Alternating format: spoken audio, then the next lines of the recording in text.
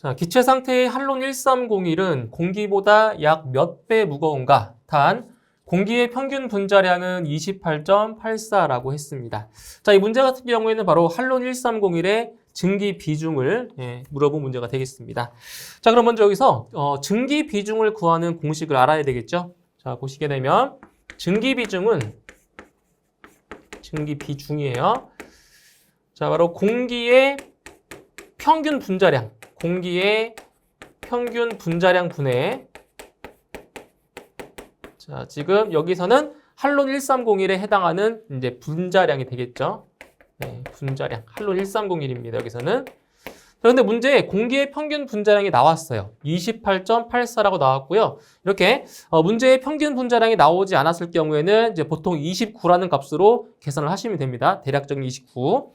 자, 그럼 이제 분자량을 구하셔야 되는데 할론 1301의 이제 분자식을 보면 자, CF3BR이에요.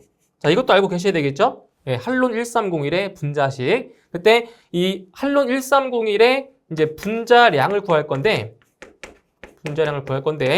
자, 각각의 이제 탄소와 그리고 이제 불소 그리고 브롬의 원자량을 알아야 이제 분자량을 구할 수가 있어요.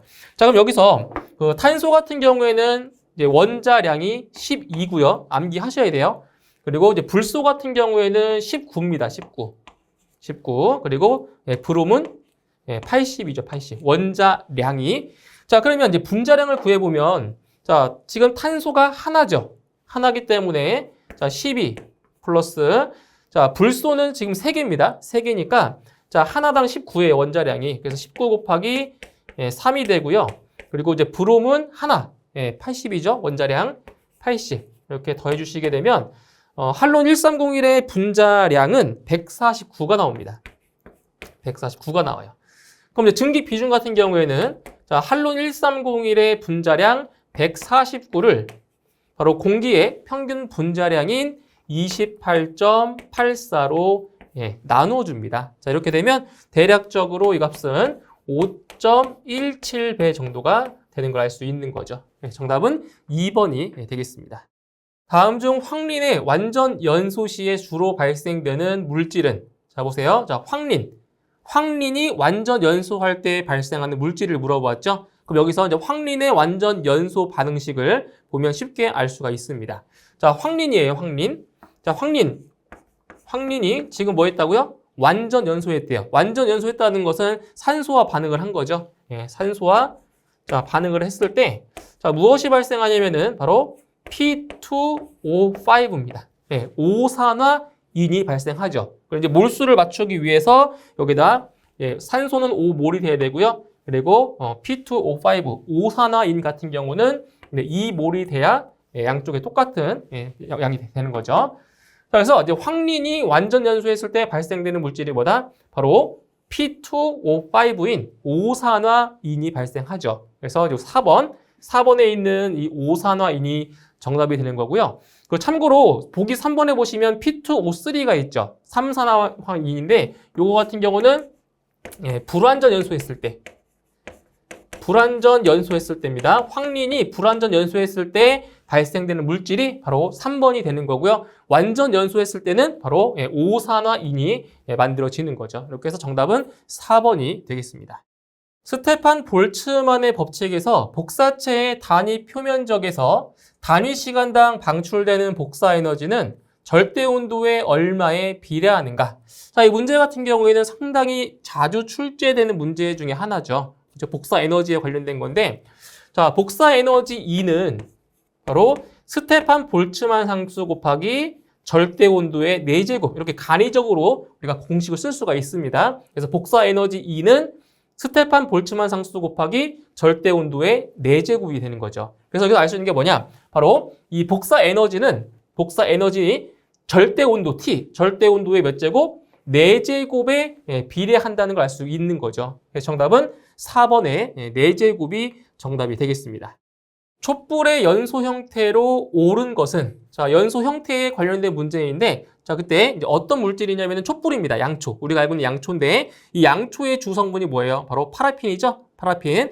그래서 이 양초 같은 경우에는 지금 상태가 고체입니다. 고체 연료라고 보시면 돼요. 고체. 그래서 이 양초 같은 경우는 자, 고체 상태에서 자, 열을 받으면 이 고체가 어떻게 돼요? 녹으면서 액체로 바뀌죠? 액체로 변합니다. 자, 액체로 변하는데 이 액체가 다시 열을 받아서 뭐가 되냐면 기체가 돼요, 기체. 그러니까 가연성 기체가 돼서 이 가연성 기체가 공기 중에 있는 산소와 반응하여 바로 연소하는 거죠. 이걸 어떤 연소라고 하는 거예요? 바로 증발 연소라고 하죠. 그래서 정답은 촛불의 연소 형태는 1번의 증발 연소가 정답이 되겠습니다. 포소화 약제에 대한 설명으로 옳은 것은 보기에 나와 있는 이제 포소화 설비에 대한 내용으로 옳은 설명을 고르시면 되겠습니다. 자, 1번부터 보도록 할게요. 자, 수성막포는 단백포 소화 약제보다 유출류 화제의 소화 성능이 떨어진다. 자, 1번은 틀린 내용이죠. 이 수성막포 같은 경우에는 이제 단백포 소화 약제보다 유동성이 좋기 때문에 바로 단백포 소화 약제보다 유출류 화제의 소화 성능이 더 뛰어나다라고 볼 수 있는 거죠. 그래서 떨어지는 것이 아니라 수성막포가 더 소화 성능이 더 우수합니다. 틀렸고요. 다음 2번. 수용성 유류 화재에는 알코올형 소화 약제가 적합하다. 자, 수용성 유류 화재 같은 경우에는 일반 포를 사용을 하면 바로 소포 현상이 발생해요. 이제 포가 소멸하는 그런 현상이 발생하는데 이렇게 일반적인 포를 사용하지가 않고 특수한 형태로 만들어진 포를 사용이 되는데 그 포가 바로 알코올형 소화 약제라는 거죠. 그래서 2번이 옳은 설명이 되는 겁니다. 자, 2번이 정답이고요. 다음 3번에 알코올형 소화 약제의 주성분은 제2첨염이다. 자, 틀렸어요. 자, 제2첨염, 주성분이 제2첨염인 것은 알코올형 포가 아니고요. 담백포입니다. 담백포. 담백포라고 보시면 돼요. 3번도 틀렸고요. 그 다음 4번에 불화 담백포는 담백포에 비하여 유동성이 떨어진다. 자, 틀렸죠. 자, 이 불화 담백포 같은 경우에는 이 담백포의 단점인 유동성 저하 그리고 이제 약제 오염에 대한 취약성을 보완하기 위해서 만든 것이 불화 담백포입니다. 그렇기 때문에 이 불화 담백포는 담백포에 비해서 유동성이 떨어지는 것이 아니라 유동성이 더 좋은 거죠. 그래서 틀린 내용이 되는 겁니다. 정답은 2번입니다. 건축물의 방화 계획에서 공간적 대응에 해당하지 않는 것은 자, 보세요. 건축물의 방화 계획 중에서 공간적 대응에 해당하지 않는 것. 자, 그럼 여기서 방화 계획에는 건축물의 방화 계획에는 크게 세 가지로 분류가 돼요. 크게 세 가지로. 자, 첫 번째로 공간적인 대응이 있고요. 공간적 대응이 있고 그 다음에 설비적 대응이 있어요. 설비적 대응. 자, 그리고 마지막으로 관리적 대응이 있습니다. 관리적 대응. 자, 이 세 가지 대응 중에서 이제 공간적 대응에 해당하지 않는 걸 찾는 거죠. 공간. 말 그대로 공간적인 겁니다. 공간을 이용한 거. 자, 1번의 특별 피난 계단, 2번의 제한 설비, 3번의 직통 계단, 4번의 방화 구획. 자, 보기에서 이제 공간적 대응에 해당하지 않는 게 하나가 있죠. 바로 여기 있습니다. 제한 설비. 제한 설비 같은 경우에는 이제 공간적 대응에 해당하지가 않고요. 바로 설비적인 대응에 해당이 되는 거죠. 정답은 2번이 되겠습니다. 보통 화재에서 눈부신 백색, 즉 휘백색 불꽃의 온도는 몇 도씨 정도인가? 자, 이건 불꽃의 온도를 지금 물어보았어요. 자, 불꽃 온도 중에서 불꽃 온도 같은 경우는 이제 색상이 밝을수록 온도가 높다라는 것을 기억을 하시면 좋아요. 그럼 여기서 이제 불꽃의 색상을 보면 눈부신 백색이라고 했죠? 휘백색, 눈부신 백색입니다. 불꽃 색상 중에서 가장 밝은 색이라고 보시면 돼요. 그래서 이 휘백색 불꽃의 온도는 가장 높은 온도인 1500도씨 정도가 됩니다. 정답은 4번이 되겠습니다. 열 에너지원의 종류 중 화학열에 해당하는 것은 자 보실게요. 열 에너지원입니다. 이 열 에너지원에는 자, 화학적인 열이 있고요. 그리고 기계적인 열, 전기적인 열, 그리고 원자력에 관련된 열 이렇게 있는데 지금 보기 중에서 이제 화학열에 해당하는 것을 찾는 거예요. 자, 첫 번째. 자, 보기 1번의 압축열 같은 경우는 바로 기계적인 열 에너지원에 해당이 되겠죠? 압축열은 기계적 열 에너지원이고요. 2번의 분해열. 맞죠? 이 분해열이 바로 화학열에 해당이 되는 겁니다. 정답은 2번이고요. 3번의 유전열 같은 경우에는 전기적인 에너지원, 그리고 4번의 스파크열은 기계적 에너지원에 해당이 되겠습니다. 정답은 2번의 분해열이 되겠습니다. 일반적으로 실내의 화재 하중이 가장 많은 곳은, 그러니까 화재 하중이 큰 걸 찾는 거죠. 자, 화재 하중이라고 하는 것은 이제 단위 면적당 가연물의 양 또는 가연물의 중량을 말하는데, 자, 보기를 볼게요. 자, 1번 주택이 있고요. 2번에 호텔, 3번에 도서관, 4번에 사무실. 자, 정답은 일단 3번에 자, 도서관이 이 4개 중에서 화재의 하중이 가장 크다라고 볼 수가 있는 거죠. 자, 이 도서관에는 무엇이 있죠? 도서관에는 상당히 많은 종이로 만들어진 책들이 있죠. 그래서 이 종이 가연물 같은 경우에는 이제 목재 가연물처럼 바로 고열량의 그러한 가연물이라고 볼 수 있는 거죠. 그렇기 때문에 이 도서관에는 책들이 종이로 되어 있는 책들이 상당히 많이 쌓여 있기 때문에 다른 그 건축물보다 어때요? 화재 하중이 크다라고 볼 수가 있는 거죠. 정답은 3번의 도서관이 가장 크다고 볼 수 있습니다. 다음 중 알칼리 금속이 아닌 것은, 자 보세요. 알칼리 금속입니다. 요 알칼리 금속 같은 경우에는 이제 주기율표에서 바로 주기율표 1쪽에 해당하는 원소들이에요. 주기율표 1쪽 원소. 대표적인 것이 무엇이냐면은 바로 나트륨, 그리고 칼륨, 리튬. 그죠? 이런 게 가장 대표적인 주기율표 1쪽 원소고요. 자, 3번의 마그네슘 같은 경우에는 이것은 이제 주기율표상에서 주기율표의 2족 원소입니다. 2족. 자, 2족 원소고요. 이것은 이제 알칼리 금속이 아니고 이것은 알칼리 토금속이라고 보시면 돼요. 토금속. 그렇기 때문에 알칼리 금속이 아닌 것은 3번의 마그네슘이 정답이 되겠습니다. 불꽃의 색깔에 의한 온도의 측정에서 낮은 온도에서부터 높은 온도의 순서대로 옳게 나열한 것은, 자, 불꽃의 온도에서 자, 한 가지 기억하시면 돼요. 어떤 내용이냐면, 자, 불꽃의 색상이 밝을수록 온도가 높다라는 겁니다. 자, 그럼 여기서 자, 낮은 온도에서부터 높은 온도의 순서라고 했죠. 낮은 온도에서부터 높은 온도. 그러면 색상이 자, 낮은 온도일수록 어떻다고요? 어두운 색깔이고요. 자, 높은 온도일수록 뭐 하다고요? 밝은 색상. 즉, 어두운 색깔에서 밝은 색상 순서대로 나열된 걸 찾으면 돼요. 어두운 색깔에서 밝은 색깔 순서로 찾는 거예요. 자, 보기를 보시게 되면 바로 3번에 있어요, 3번. 자, 암적색, 황적색, 백적색, 그리고 휘백색. 자, 지금 색상이 오른쪽으로 갈수록 어때요? 색상이 더 밝아지고 있죠? 색상이 밝을수록 온도가 높기 때문에 3번이 바로 낮은 온도에서 높은 온도의 순서대로 나열한 것이 되는 거죠. 정답은 3번이 되겠습니다. 밀폐된 화재 발생 공간에서 산소가 일시적으로 부족하다가 갑작스럽게 공급되면서 폭발적인 연소가 발생하는 현상은, 자, 보세요. 자, 밀폐된 화재 발생 공간에서 산소가 일시적으로 부족하다가, 자, 이게 어떤 식이에요? 산소가 일시적으로 부족하다. 이것은 바로 감쇄기죠, 감쇄기. 감쇄기 때 나타나는 현상이고요. 그때 갑작스럽게 이제 산소가 공급되면서 폭발적인 연소가 발생하는 현상. 이게 뭐죠? 바로 백드래프트 현상이라고 하는 거죠. 백드래프트 현상. 그래서 이 백드래프트 현상 같은 경우에는 바로 화재 감쇄기 때 발생을 하는 현상입니다.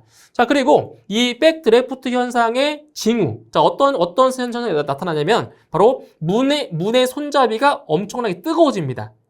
뜨거워지거나 아니면 문틈 사이로 바로 누런 연기가 새어 나오거나 들어가는 그러한 현상이 발생하면 바로 백드래프트 현상이 나타날 수 있는 바로 징후라는 거죠. 그래서 이 내용은 바로 백드래프트에 대한 현상이라고 볼 수 있습니다. 정답은 1번입니다. 한론 1211의 화학식으로 옳은 것은, 보기 같은 경우는 바로 이 문제는 바로 한론 소화약제의 분자식 또는 화학식을 물어본 겁니다.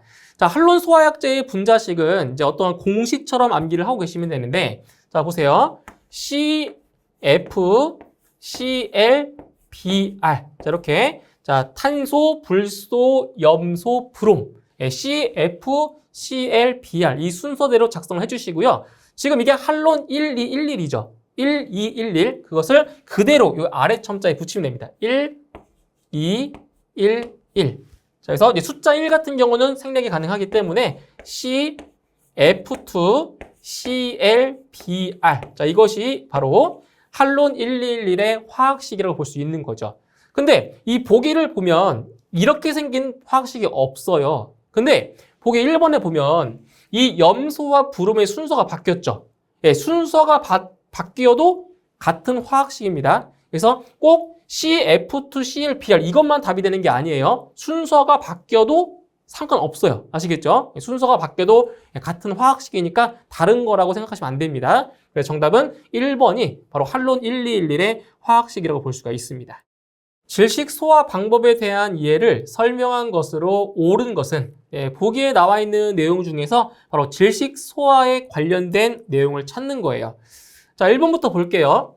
자, 열을 흡수할 수 있는 매체를 화염 속에 투입한다. 자, 열을 흡수한대요. 열을 흡수하게 되버리면 어떻게 돼요? 열을 흡수하게 되버리면 그 주변의 온도가 낮아지겠죠? 그래서 이거는 질식 소화가 아니고요. 1번은 냉각 소화에 해당이 되는 겁니다. 예, 주위의 온도가 낮아지는 거기 때문에 냉각 소화가 되는 거고요. 2번에 열 용량이 큰 고체 물질을 이용하여 소화한다. 자, 열 용량이 큰 고체 물질을 이용한다. 자, 이러한 경우에는 어떻게 돼요? 자, 가연물이 열을 흡수합니다. 열을 흡수하게 되어버려서 이때도 마찬가지로 온도가 낮아지는 거죠. 자, 이것도 어떻게 돼요? 냉각 소화에 해당이 되는 거죠. 냉각 소화. 다음 3번. 중지류 화재 시 물을 무상으로 분무한다. 자, 물을 무상으로 분무한다는 것은 물을 안개 형태로 뿌리는 거죠. 자, 물을 무상으로 분무하면 이제 이게 물이 가열되면서 수증기로 바뀝니다. 그러면 어떻게 돼요? 수증기로 바뀌면서 산소와의 접촉이 차단되는 이게 바로 질식소화가 되는 거죠. 질식소화. 그래서 3번이 질식소화 방법에 대한 내용이 되겠죠. 자, 3번이고요. 4번에 가연성 기체의 분출 화재 시 주 밸브를 닫아서 연료 공급을 차단한다. 자, 연료를 차단한대요. 그러니까 탈 수 있는 물질을 제거하는 거죠. 그래서 이거는 제거 소화가 되는 겁니다. 그래서 질식 소화 방법에 해당하는 것은 3번이 정답이 되겠습니다. 황린과 정린이 서로 동소체라는 것을 증명하는 가장 효과적인 실험은 자, 보실게요. 자, 황린과 정린이 서로 동소체. 자, 동소체라는 것을 증명하는 가장 효과적인 실험. 자, 여기서 동소체라는 것이 무엇이냐? 자, 보세요. 동소체는 자, 동일한 원소로 이루어졌어요. 자, 보세요. 황린과 정린은 바로 우리가 알고 있는 인. 자, 인의 동소체입니다. 자, 동일한 원소로 이루어져 있지만 이 원소의 어때요? 배열 상태, 결합 상태가 달라서 어떻게 되는 거예요? 바로 물리적 성질은 다르지만 이제 화학적 성질은 동일한 그러한 것을 이제 동소체라고 합니다. 동소체. 그래서 이 황린과 정린을 뭐 했을 때 연소를 하면 자, 황린도 5산화인이 발생합니다. 자, 황린도 뭐가 발생하냐면은 자, 5산화인이 발생해요.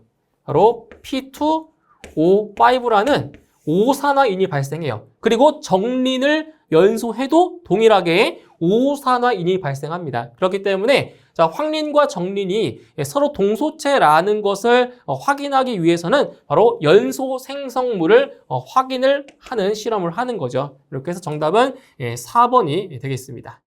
휘발유의 인화점은 약 몇 도씨 정도 되는가? 자, 휘발유입니다. 휘발유 같은 경우는 이제 제4류 위험물에 해당이 되죠. 제4류 위험물 중에서 비수용성인 제1석유류에 해당이 됩니다.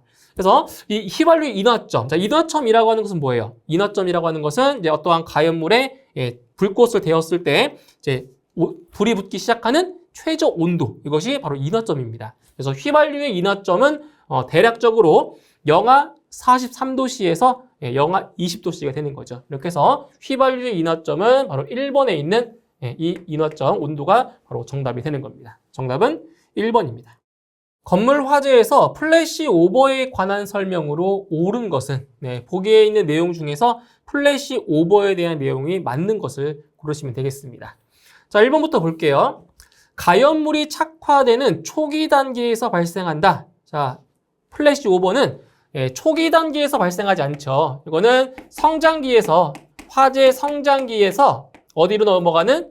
최성기로 넘어가는 그 시점에서 이제 플래시 오버가 발생하는 거죠. 예, 초기 단계가 아닙니다. 자, 틀렸고요. 2번, 화재 시 발생한 가연성 가스가 축적되다가 일순간에 화염이 실 전체로 확대되는 현상을 말한다. 그렇죠. 2번이 바로 플래시 오버를 옳게 설명한 내용이 되는 겁니다. 정답 2번이고요. 3번, 소화 활동이 끝난 단계에서 발생한다. 자, 아니라고 했어요. 플래시 오버는 성장기에서 최성기로 넘어가는 그 시점에서 발생한다고 했습니다. 끝난 단계가 아니죠. 다음 4번, 화재 시 모두 연소하여 자연 진화된 상태를 말한다. 이것은 화재 감쇄기죠. 감쇄기를 말하는 거죠. 감퇴기 또는 감쇄기를 말하는 거예요. 그래서 옳은 설명은 2번이 정답이 되겠습니다. 화재 가혹도에 대한 설명으로 적절하지 않은 것은 보기에 있는 내용 중에서 화재 가혹도에 대한 내용이 아닌 것을 고르시면 되겠습니다. 자, 1번부터 볼게요. 자, 화재 가혹도는 화재 강도와 화재 하중으로 표현할 수 있다. 그래서 보시면 화재 가혹도는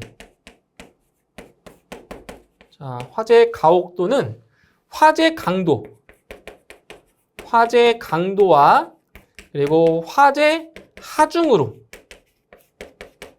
표현할 수가 있는데요. 그래서 화재 가혹도는 화재 강도와 화재 하중에 비례하는 것을 알 수 있습니다. 즉 무슨 얘기냐면 화재 강도가 크면 클수록 화재 가혹도는 큰 거고요.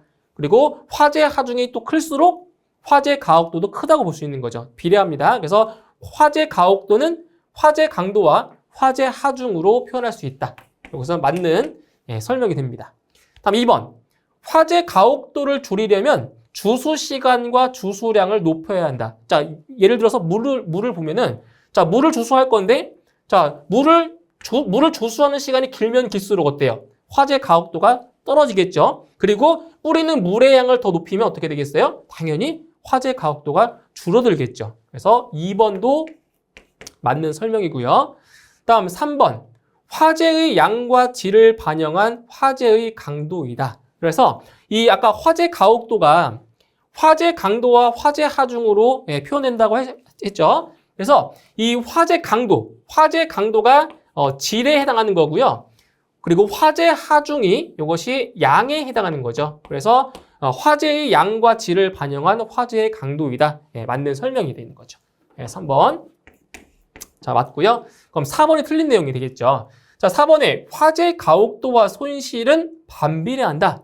아니죠. 화재 가혹도가 크면 클수록 손실도 커지는 겁니다. 그래서 반비례하는 것이 아니라 비례한다라고 봐야죠. 화재 가혹도가 크면 클수록 손실도 커집니다. 그래서 4번이 틀린 내용이 되겠습니다. 다음은 불활성기체 소화약제 IG541에 대한 설명이다. 바르지 못한 것은 보기에 있는 내용 중에서 IG541에 대한 설명으로 옳지 않은 것을 고르시면 되겠습니다. 자, 1번부터 볼게요. 자, 질소 아르곤 이산화탄소의 혼합기체이다. 자, 어때요? 맞죠? 그래서 이 IG541 같은 경우는 자, 질소가 52%고요. 아르곤이 40%, 그리고 이산화탄소가 8%로 이루어진 혼합기체입니다. 1번 맞는 내용이고요. 2번, 화학적 소화 효과에 의해서 소화가 된다. 자, 틀렸죠? 자, 지금 이 화학적 소화 효과 같은 경우에는 바로 할로겐 화합물 소화 약제는 맞아요. 하지만 이 불활성 기체인 IG541 같은 경우에는 화학적 소화 효과가 아니고요. 바로 물리적인 소화 효과입니다. 즉 이것은 질식 소화 효과가 있기 때문에 이것은 물리적 소화 효과라고 볼 수가 있는 거죠. 2번이 틀렸네요. 다음 3번. 독성이 비교적 낮아 전역 방출 방식용으로 사용이 가능하다. 자, 맞는 내용이고요. 4번. 오존 파괴 지수가 0이다. 이것도 맞는 내용이죠. 그래서 옳지 않은 것은 2번이 정답이 되겠습니다. 다음 중 소화 효과 중에서 냉각 효과와 관련이 있는 것은? 자, 보실게요. 자, 냉각 효과라고 있습니다. 냉각 효과 같은 경우에는 이제 가연물의 온도를 낮추거나 가연물의 주위에 있는 온도를 낮추어서 소화하는 그러한 효과라고 볼 수가 있는 거죠. 자, 보기를 보시면 1번에 응고열이 있고요. 2번에 증발자멸, 3번에 용해열, 4번에 흡착열 이렇게 있죠. 자, 보기에서 냉각 효과와 관련되어 있는 것이 딱 눈에 띄는 게 하나가 있어요. 바로 증발 자멸이죠. 이 증발 자멸 같은 경우에는 액체 상태에서 액체가 기체로 변할 때, 액체가 기체로 변할 때, 주위에 있는 열을 뭐 하는 거예요? 흡수하는 거죠. 흡수를 해서 온도를 낮춰서 소화를 하는 그러한 대표적인 자멸이 되는 거죠. 자멸, 증발 자멸. 그래서 이 물 소화 약제가 증발 자멸을 이용하기 때문에 냉각 소화 효과가 있다라고 했어요. 그래서 냉각 효과와 관련이 있는 것은 2번에 바로 증발 자멸이 되겠습니다.